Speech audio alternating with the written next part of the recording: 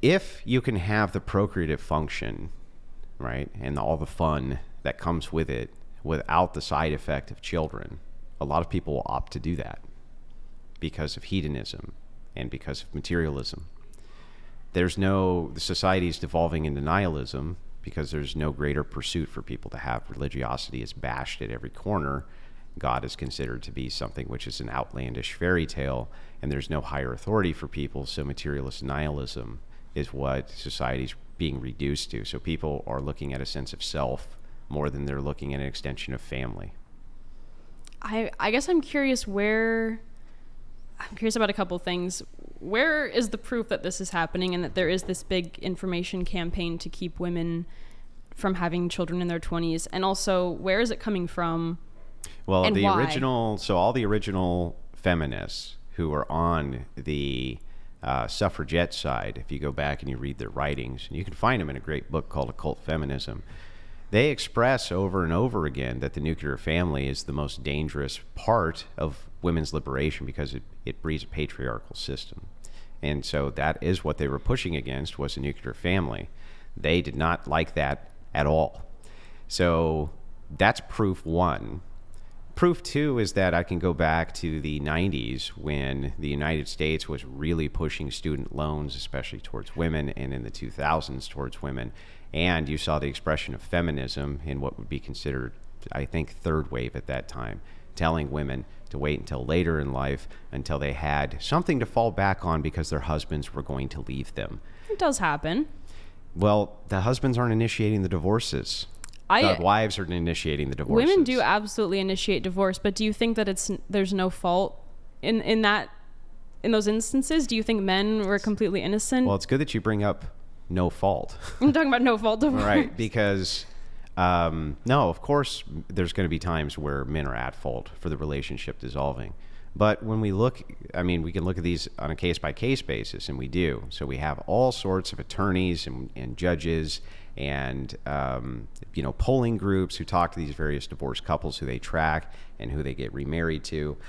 And the number one reason that they're getting married or divorced is irreconcilable differences.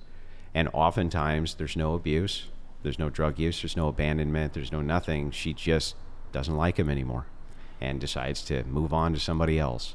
So when we look at the data, that's what we're seeing. What we're not seeing is that men are out, rampantly cheating or beating up their wives or doing any of this. And the reason it's so terrible that they initiate divorce for self is because most of the time they have children in these relationships. And it does huge damage to the kids. And so this is what I mean by selfish materialism.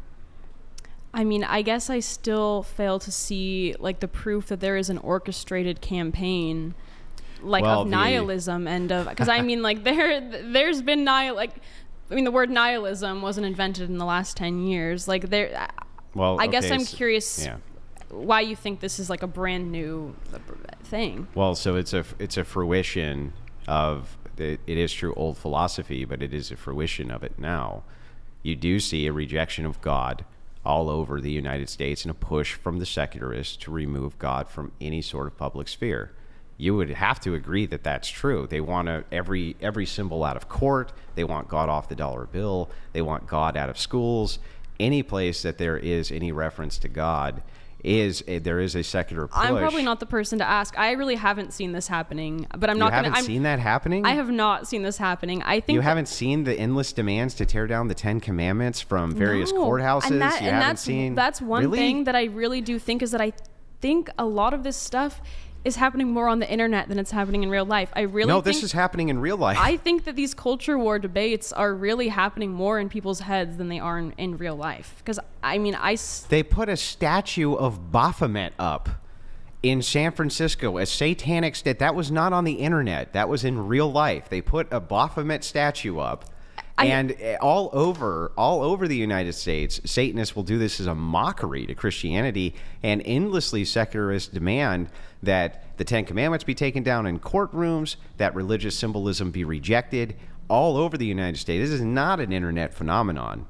I think the internet phenomenon is the interpretation of it, because Satanists, I do not believe actually believe in Satan. I think they don't. Exactly. They're secularists. Yeah. That makes my point, though. But if you guys don't mind, I will bring it back to the topic at hand. Oh yeah, sorry. So, we've kind of... Yeah, it's fine. It's fine.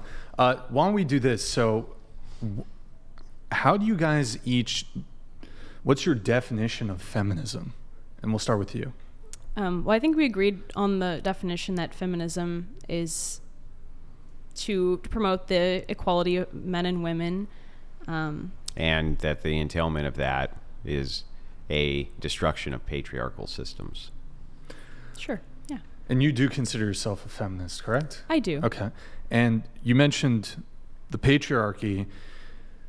One of the tenets, at least my understanding of feminism, is the patriarchy theory. There's a patriarchy. Do you agree with that there is a patriarchy? Yeah, she agrees. Yes. Yeah.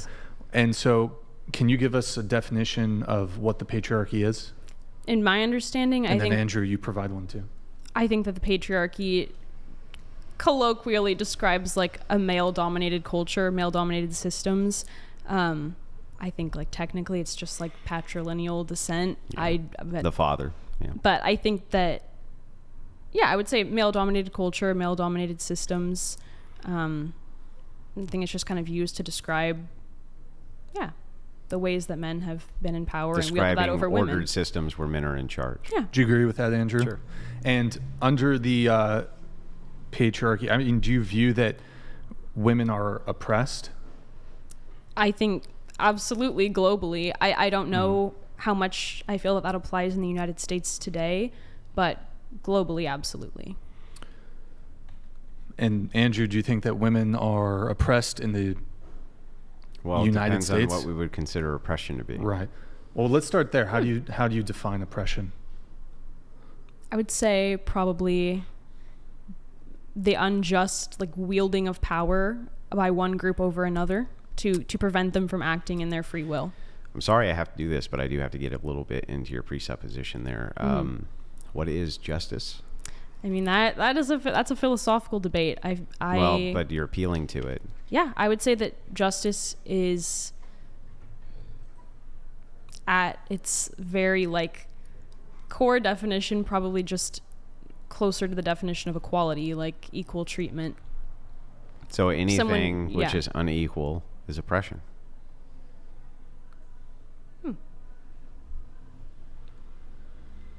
Depends on what you mean by unequal, I guess. Like if two people you believe that egalitarianism perform unequally, like on a test, like no, I don't think that would be oppression. So then, what is justice? You know, honestly, I don't think I have a good definition for justice in the I'm curious what your definition of justice is. Well, for me, I would make an appeal to Christian ethics in order to make a determination of what is or is not just. But in your case, right, you don't have anything that you can appeal to, do you? You just appeal to what? Nothing? No, but I mean, don't you think that's kind of a cop-out that you can say, oh, well, God told me what justice is. It's Christian ethics. But you can't... How could you ever say that my justification's not good enough for you who has no justification? That is fair, if you're talking about me directly. For all of it will reduce to essentially relativism from your end. Absent any type of religion, it's going to be relativism. There is no moral standard you're going to be able to appeal to. I think that's true. Okay, go ahead and try to appeal to a standard that's not relativism. Like a moral standard, I think minimizing harm. That's relative. What's harm? Well, I would take more thought. But I mean, what is the Christian like moral standard? The Christian moral standard is divine command, and this is based on the understanding that knowledge itself cannot exist absent God. It's an X to Y argument. So it would say that the argument, it would be... Rose donated $200. Brian, this layout is awesome. These would be great to consider having more of with you mediating/asking questions between two guests. Thank you, Rose. Yes, I want to do more of these whatever debate formats. We've done a few in the past. And thank you, Rose. Appreciate the TTS. Continue. Okay. So in any case, regardless of what I would appeal to, even if I said I appeal to a flying spaghetti monster in the sky, I really don't have to justify that if there's no justification on your end for what is a moral standard. I don't have to justify mine then either. Why would I need to? If we're both just in relativism, then anything that I assert as being correct is just as valid as anything you assert as being correct. Okay, but I mean, so would you agree that what I'm asserting, anything I can assert can be just as correct as what you're asserting? If it's absent a justification, there just wouldn't be a reason for me to justify. So then what I would need to do then is appeal to force. And so if I were to make an appeal to force, we've already established that we have the monopoly on force, and you can't make a moral argument because you're a relativist. Where are we left? I mean, so do you discount any secular... Hang on. Answer my question. Sorry. Ask the question again. Where are you left if you're a relativist? You can only appeal to relativism. My worldview has to be just as valid as yours. So then, therefore, we both appeal to physical force. What else could we ever appeal to? Honestly, I am not totally sure how we get from there to appealing to physical force. Because what else could you appeal to other than just an enforcement to your preferences? Appeal to for what? For like a justification for any ought. Every ought would just become force. You would just say the things I want to see different in the world are because I want to see them different in the world. And then that would require force. So relativism will reduce to a force doctrine. But I'm curious why Christian ethics wouldn't also reduce to a force doctrine. Well, the Christian ethic can make a determination between an is and an ought. So we would make the ought claim that you should not utilize force for what we would consider oppression, which is hardly patriarchy. That's not oppressive. But yeah, we would make a justified moral claim. And that's how we would move forward in a moral conversation or in a not. But from your case, it's total and complete relativism. And you know it's relativism. Whatever worldview you come up with, absent religion, is going to reduce to relativism. And so we're just going to be right back to force again. I mean, what if God isn't real? Then do you think that has any effect on... same justification you do to appeal to force. So could I not make up my own thing that tells me what is right and wrong, and I can lead back to that? It won't be relativism because I have this thing. That would be relativism, yeah. I'm curious how that's different from saying that it comes from God. Because from there's philosophical proofs for God. If there's no philosophical proofs that you could present for whatever your flying spaghetti monster is, then we would reject it. I don't know if we want to get... I'm actually curious what the philosophical proofs that God exists would be. Well, or you mean philosophical proof that... Before we get into... that might be a little... Yeah, before we would get into a philosophical proof, though, just remember, I don't have to justify one because you don't have to justify one. So there's no... In other words, coming to me and asking me, can you make a justification for a thing which I can't justify? Why would I need to do that? We would just assume immediately that you disbelieve whatever my justification would be, right? Because you don't hold it, right? So you don't believe it.